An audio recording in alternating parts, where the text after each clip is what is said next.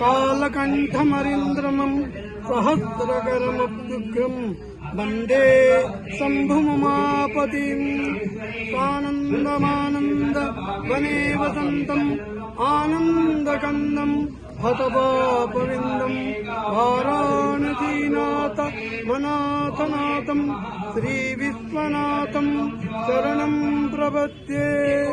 वाराणस्यां भैरवो देव संसारभयनाशनम् अनेकजन्म कृतं पापं दर्शनेन स्मरणेन स्पर्शनेन विनश्यति।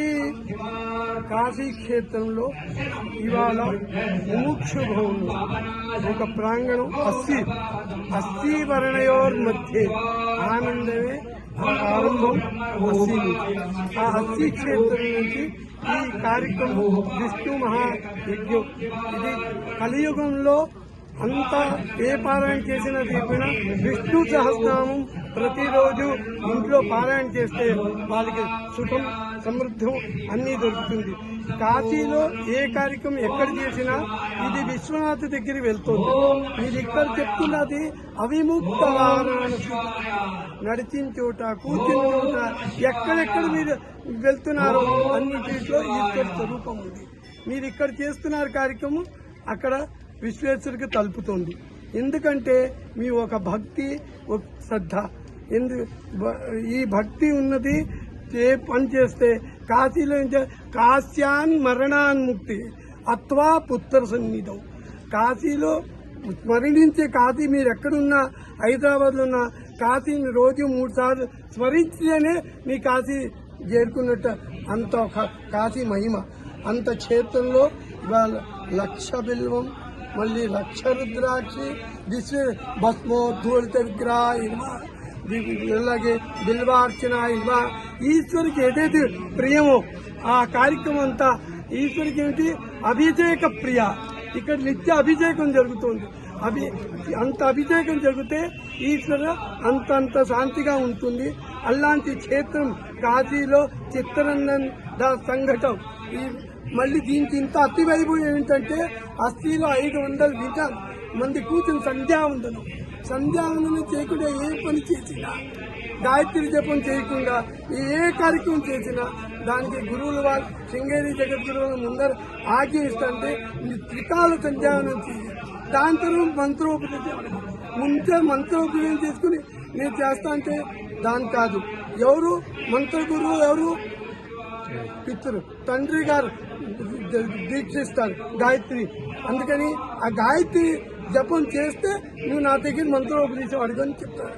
అలాంటి కార్యక్రమం ముందర గాయత్రి జపం అస్థి ఘట్టంలో కూర్చుని 500 చెప్తే దానంత పెద్ద విషయం ఇంకా యజ్ఞం తర్వాతే ముందర గాయత్రి యజ్ఞం.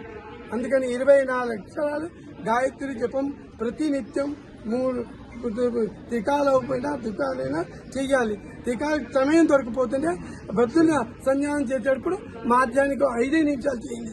గురువుగారు చెప్తారు టైం లేదంటే 10 నిమిషాలైనా చెయ్యి, కానీ సంధ్యానం చేయకుండా విధిని నాతో ఆశీర్వాదం అడిగితే అది మేము ఇవ్వలేము, మాది ధర్మం కాదు. అందులాంటి కార్యక్రమాలు కాశీలో ఇంత అతి వైభవం. విష్ణుర్ వసత్కారో భూత భవ్య భవత్ ప్రభు భూతకృత్ భావో భూతాత్మ భూత భావన.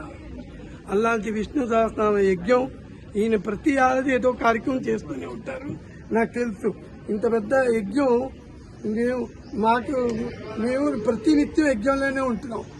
ఈ మధ్య శాస్త్ర చండీ అతరుద్రాలు మహారుద్రాలు ఆకుండా మా మామూలు గదిలో కాశీలో ప్రతి నిత్యం మహారుద్రం 15 రోజులకి ఇప్పుడు మళ్ళీ 200 విద్యార్థులు బెంగళూరు నుంచి వస్తున్నారు. ఇలాగే గోష్ఠి వచ్చి విష్ణు సహస్రనామ 1,00,000 కుంకుమార్చన ఇవన్నీ ప్రతినిత్యం మా అక్కడ జరుగుతుంది.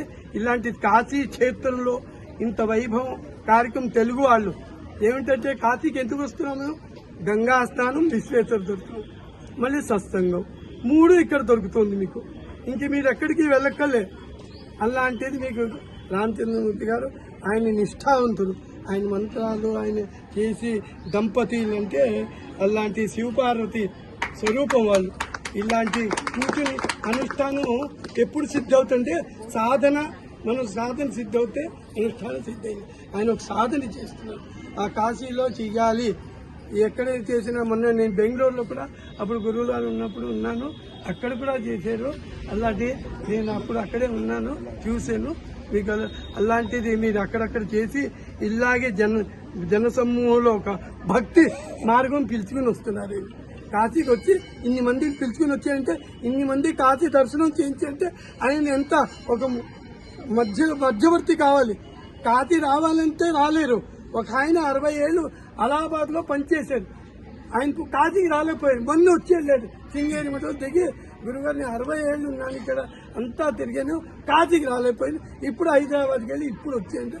నేను అదే ఆయన ఈశ్వరు పిలవకపోతే కరకలిత కపాల కుండలి దండపాణి తరుణ తిమిర నీల వ్యాల యజ్ఞోపవీతి క్రతు సమయ సపర్య విఘ్న విచ్ఛేదేతు జయత బతుకునాథ సిద్ధిత సర్వదా.